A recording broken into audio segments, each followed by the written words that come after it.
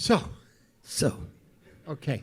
So, people always ask us about how we work together, and if that includes sort of a process that you have or a way you approach every opportunity. I know I know how we work together. I mean, but correct me if I'm wrong, but I don't see it as a scientific process that you have. Maybe you could talk a little about that, about how you approach the whole. I would think, not just the part, but the concept of creating and being a character. well, first off, let me say, not to sound too hyperbolic or at the risk of sounding too reverent, but getting to work with this gentleman and collaborate on 6 films now, going into our 7th. Going on the 7th. Going on our 7th. Has truly been one of the proudest moments of my professional career, but not only that, my entire life. And, our process, I think, is something that developed over time, and our collaborations together and the formation of the characters that I've gotten to play in your films. I think Gangs of New York was a very interesting one. Just to take it very far back, as far as our history together, I grew up watching movies very young, wanting to be an actor. My father brought me to see Marty's work along with Mr. De Niro's and says, if there's anyone you want to strive to work with in your career, now that you have the capability of doing movies, it's with this gentleman. So I got to see Marty's work very, very early on. Marty's always incredibly gracious with other talent filmmakers, with the Film Foundation, but at 18 years old, you said to me, hey kid, great job in Gilbert Grape. You're on the way out of a party. Okay.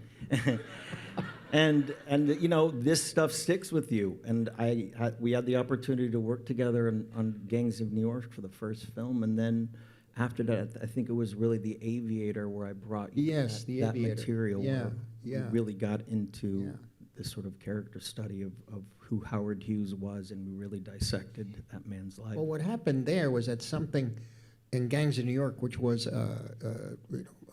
somewhat, I say it affectionately, chaotic situation in many different ways. It was a giant production, that sort of thing. But somehow with you, we pulled through and came together immediately to do another picture, and that was The Aviator. And by the time we were doing The Aviator, what was happening was that I was discovering the trust with you, and also it was like I had gone through 3 or 4 phases of making films, of a career, I guess, the upside and the downside completely. And here, I gotta say, working with you on Aviator particularly was a kind of a rebirth of the enjoyment of creating something in cinema. And so we just kept working together, and I think a lot of it has to do with the way you think, which is you still have the curiosity pretty much about everything. Mm-hmm. You're interested in everything, and particularly whether it's cinema, and which you're aware of films that I knew growing up. You'll come in and say, listen to this music, and it's Louis Jordan or the Mills Brothers. And I say, yes, I grew up at that night, but I was born in 1942. What the hell is this kid listening to, I mean, so that can be, listen to this and listen to that. And then next thing you know, there's this book and there's this. And so what happens is that there's an excitement again. And it was pretty much a renaissance for me. That and slipping into Departed and then into the crazy Shutter Island situation. And ultimately what? Wolf, which you convinced me to do. Mm-hmm. But then Wolf, by the time we did Wolf, we decided the trust, I think, was so, it wasn't even mentioned in any way. In other words, it was so it was so intrinsic of who we are together as collaborators, that we tried everything, and some of the most extraordinary things came from your enthusiasm. Mm-hmm. Maybe you could talk a little about that concept of. Well, it was interesting. Wolf was very, very interesting because it was a complete state of, that world was complete debauchery. And it was a state, and it opened us up to a certain freedom that I don't know if we necessarily had. I mean, we had freedom before when working together, but those scripts were kind of locked in with a specific structure. They had twists and turns. Yeah. And this was kind of like a Jackson Pollock in a lot of ways. Yeah. It was like the complete freedom to try anything, no rules. And the script was fantastic, but we ended up tearing that thing apart and really embracing this sort of Caligula-like figure. And I've never seen you more excited in the process of a complete freedom to do whatever we wanted and put that up on screen. Well, of course, we had the book, and we had, character who was real and based on a real guy. So, I mean, it gave us, and also the embracing of something which is, kind of taboo, which is like sinful behavior can be very, very fun, much fun. I've never seen you have. Yeah, no. But I'm saying it's like, oh, we can't. No, it's the reason it's a problem. It becomes a problem because it's really good. It has a lot of meaning in the sense that you can let yourself go, and then the problem is getting yourself back, and the problem is ultimately some sense of what they call morals. And here in Wolf, there are none. None. Sort of ground zero, like in Departed too. By that point, it's moral ground zero. Everybody's shooting at each other. Nobody could trust anybody. But in Wolf, it's about the who we worship, what we worship, which is, the money. It's the money. And so we felt that we should go there, I think, in terms of really expressing it and pushing it to the limit. Mm-hmm. One of the most enjoyable things about your process and getting to work with you as an actor, I think, is, Marty is the ultimate cinephile, so you get these incredible screenings beforehand. I remember even in the Aviator watching Mystery of the Wax Museum. The original two-color one, yeah. Just to be able to accomplish a singular dinner scene at Katharine Hepburn's house, right. The overlapping dialogue. But not just that. I mean, we screened dozens and dozens of films before that movie, and pretty much with every film, you get a cinema education, and all that stuff is so highly infused into the performance and the look of the film, and it really shapes the tone of all of it. So that's been incredible, and I can't wait for this next film that we're going to do together to talk about the movies that you're going to be influenced by. Well, you in Mystery of the Wax Museum was one of the two quote-unquote horror films Warner Brothers did in the early 30s, pre-code, directed by Michael Curtiz. And no horror or thrillers were black and white. These were two-strip Technicolor. I was showing it to you guys for the color. But you picked up, rightly so, you and a number of the other actors were there. They all picked up the rhythm of the dialogue. Mm-hmm. Glenda Farrell and Lee Tracy, all these, I think Lee Tracy's in there, I may be wrong. But in any event, that contributed to the nature of how the rhythm of the picture, really, what you picked up there. For example, though, for Departed, I showed you Ashes and Diamonds. Ashes and Diamonds, right? Yeah. An Andre Vita film. Yeah. I was struck by that performance, yeah. Yeah. And also I felt that Chabulski, the great actor in that, is a character who's caught in a war, and for the first time he finds love, and at the same time as he finds love, he's killed. In that sense, he's caught in the case of Departed, he's caught in this shooting war in the streets, and ultimately does find love, and ultimately has to be sacrificed in the same way. the paranoia, the panic, constant panic. So we played on all of that. And I mean, it isn't that you show them and you say, we're going to do this or we're going to do that. It's just, it puts you into a kind of mood or tone that we could discuss. The whole style of the picture, really. I also remember, I mean, Marty's very obsessive as a filmmaker. He thinks about every single detail. And I remember during The Aviator, we tried to rip that entire screenplay apart, and it didn't work because we realized that all of it was kind of infused in John Logan's script. Logan, yeah, no, he had it down. But that's been our process a lot, I think, working together, is the ability to almost have a debate for months. Always. Before, and lots of questions and lots of playing devil's advocate about a way to approach things that may not be the most obvious direction. We're doing that on the new film that we're doing now. But it's been, absolutely one of the most profound learning experiences. I think one of the only things I could say I would regret about our relationship, if anything, is that I've been so focused on what I've been doing as an actor. You make these decisions, you play these characters, you try to get into the depth of their soul as much as you possibly can. And I would have loved to be much more of a voyeur, if I can. Could have been to watch what you do behind the camera.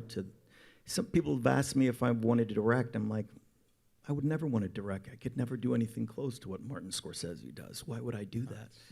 But if I look back on anything, I would have loved to have observed that process behind the camera a lot more. I think that process, though, you're talking about is something that I imagine alone in a room with the script or the idea and listening to music and designing shots and coming up with it. That really is the beginning of the process for me. What we were able to do, and it's interesting because I'm 83 and, I don't want to say your age, you're young yet. And, but the point is it's like almost a 30 years difference, and it's almost like speaking with a contemporary, or working with a contemporary, the way I work very closely with Bob De Niro.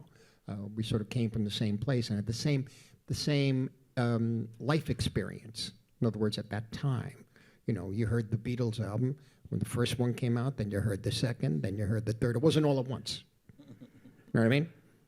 So yet we have this ability to collaborate together, and it's based on trust and love. And we go to places sometimes that are at times feel almost impossible.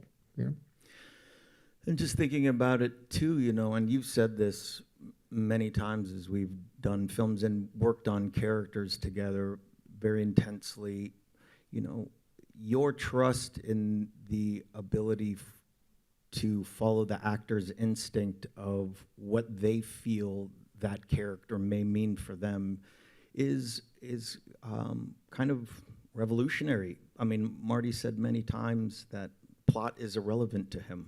He wants to follow the soul of that certain character, and all the plot mechanics or how things work out are sort of secondary. And I've watched you do that in Bob's work, which is, besides Funi and Kurosawa, the greatest, not besides, but the greatest, actor-director relationship I've ever seen in my life. And to be able to do that with you and see your trust in me through the years to take on these certain characters and sort of follow that dynamic and push sort of plot points aside and go with the soul of the character has been extraordinary. Well, thank you. The thing about plot is that, yes, we need the plot, but the plot will be there, we hope, if I fashion it as well as possible in the editing. But what you're talking about is really the more important elements, like, for example, you take a film like Vertigo, the plot, if you just read the plot, it's absurd. But why do you keep watching it? So it has something else. It's cinema. It's the performances. It's the color. It's the music. It's the angles. There's something else going on. And we're looking for that something else constantly. And it's very hard to find a partner that could do that with you. So I've been very, very, very fortunate.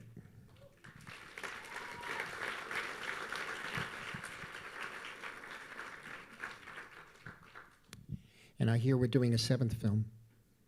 The Seventh Seal. Yeah. This is going to be an interesting one. Yeah, I think so. I think so.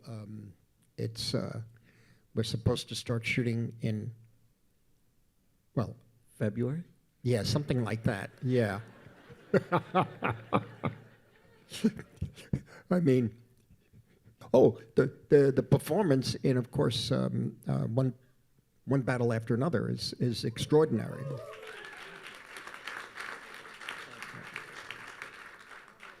And talk about this guy, Paul Thomas Anderson. What about him? It's interesting, you know, well, needless to say, a lot of these directors have been incredibly influenced by this gentleman over here, Paul being one of them. And I remember meeting Paul very early on in my career when I was about to go do Titanic, but we were talking about doing Boogie Nights, and I was in my mother's living room, and I'll never forget, I was on a couch, and he brought a laser disc of Raging Bull and a video cassette of pornography. And he said, I want to do the Raging Bull of pornography. Oh, wow, that's interesting. And I thought to myself, wow, that's going to be pretty difficult.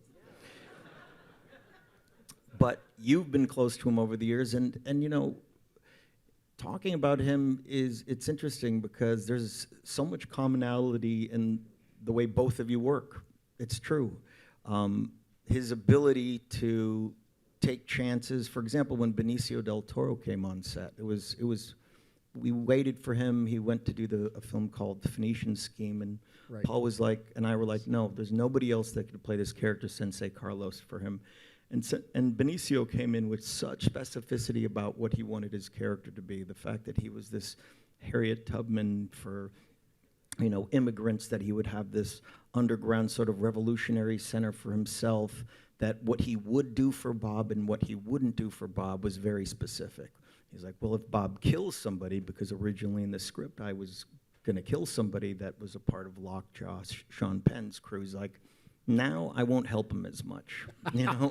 And that was a very pivotal point, and that flexibility and the ability to take a turn and have the film, we essentially went on a completely separate road trip. They built this set within 2 days. All that stuff with Benicio and I was based on those ideas and the specificity that Benicio brought to that character, and all that was sort of popped up in El Paso, and we brought the local community into the filming process. That was another interesting thing about working with Paul is, you know, we would sometimes go into supermarkets and he'd have a fully functioning supermarket, like with people coming in. And you're shooting in there? And we're shooting, and they're taking their cell phones out and taking pictures, and then pretty soon they got bored and went on with their shopping, and we continued to do the film. But, you know, real military that was involved in ICE, corrections officers, people, nurses, families that were owned businesses. He kind of, it's this sort of controlled chaos where he just threw us into these ecosystems that were fully formed, fully functioning, and real, you know. And that, you know, Benicio says it too, that made us kind of have to become leaders in a way for non-actors and telling them what we're going to do. Yes, like yes. generals talking to troops, all right, let's all get together. I'm going to move here, we're going to move there. So that was an interesting, endeavor. But also, you know, much like you do too with the dailies, you know, VistaVision was a very specific thing that he wanted to accomplish with this film, bringing these films that, you know, Hitchcock used it for Vertigo, North by Northwest. A lot of these cameras hadn't been used in a while, but we always had these sort of pop-up daily tents. And so that gave us these abilities to have these sort of screenings, because this was a film that Paul had been working on for 20 years. It was hard to imagine what was in his head, but when I got to see Sean Penn, for example, come in with these military troops, I really understood for the first time the magnitude of danger that was coming to get my daughter, and it gave it all an intensity. And he brought Jonny Greenwood's score in during those dailies. Yeah, no, but Paul has such a command of script, and he's got it on the page.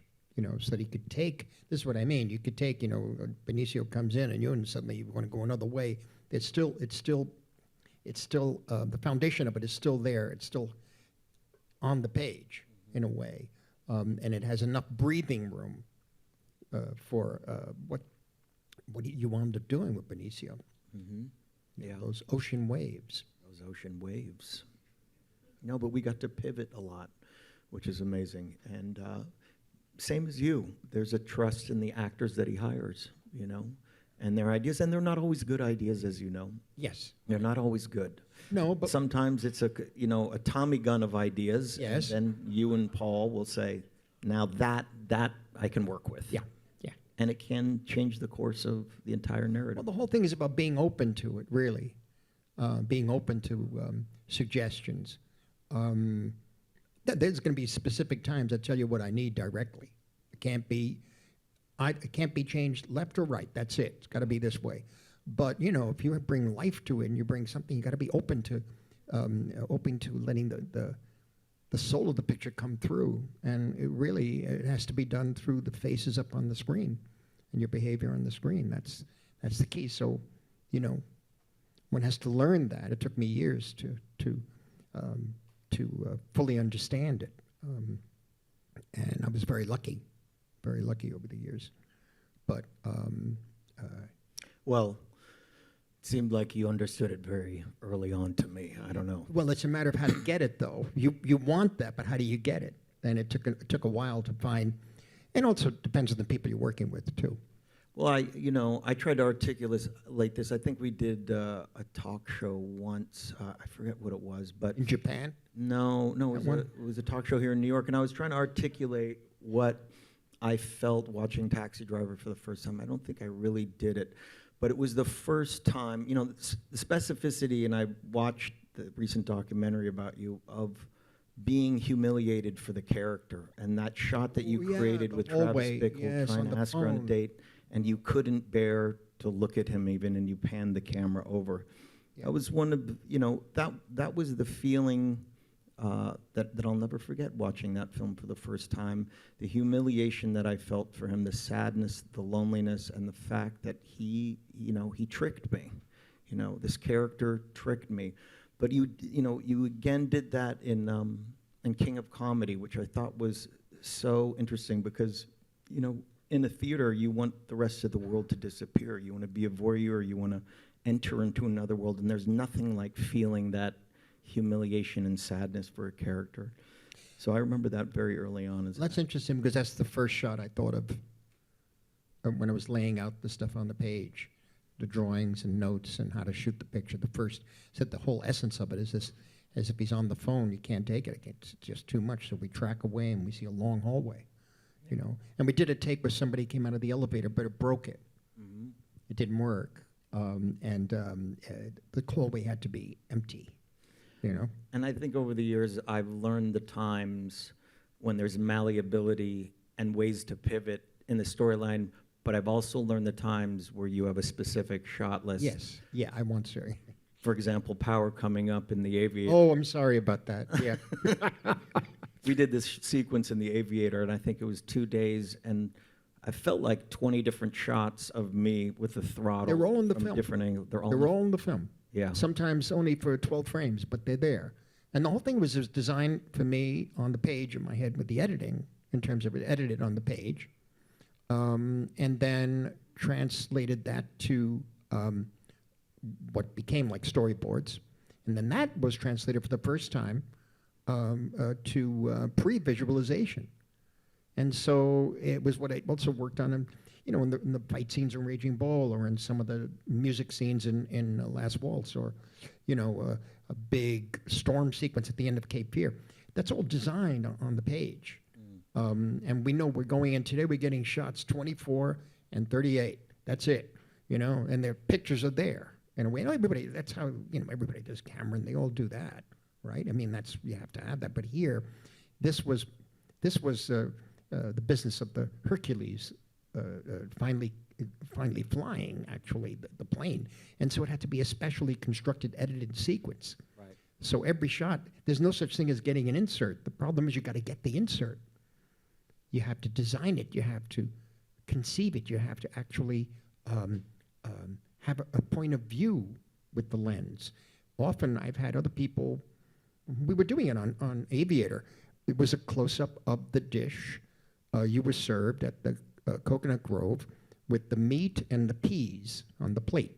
Right. Remember? And while we were shooting something else, I said, no, I can't wait, we're running late. So I had another second unit on the side, and I would have a video monitor, and they were getting the shot I designed for the plate. But I would keep sending it back because the peas weren't right. Right. They just weren't. And yeah, and so that's the kind of thing that had to be specific, and everybody started laughing. I said, no, it isn't quite right. But I also remember you designing a whole sequence based on the research that I told you about after living with somebody who had acute germ phobia and had OCD. We did all the strings in the room. But it was also the idea that when Jude Law comes over, Errol Flynn, and grabs that pea from my plate, yes. You design multiple perspectives of how I was so disgusted that he touched my plate that it was now contaminated. And the idea of the napkin being thrown under and me pushing the plate away, and the fact that Howard felt there was an imaginary germ cloud in front of him. Well, you designed 4 or 5 more shots on the spot. He was right about doorknobs. Yeah. You know, I'm seriously. There's a sign saying wrap up. Oh, yeah. Okay, great. Let's wrap up. Is that okay? How do we wrap up? Thank you all for being here tonight. We appreciate it. Thank you.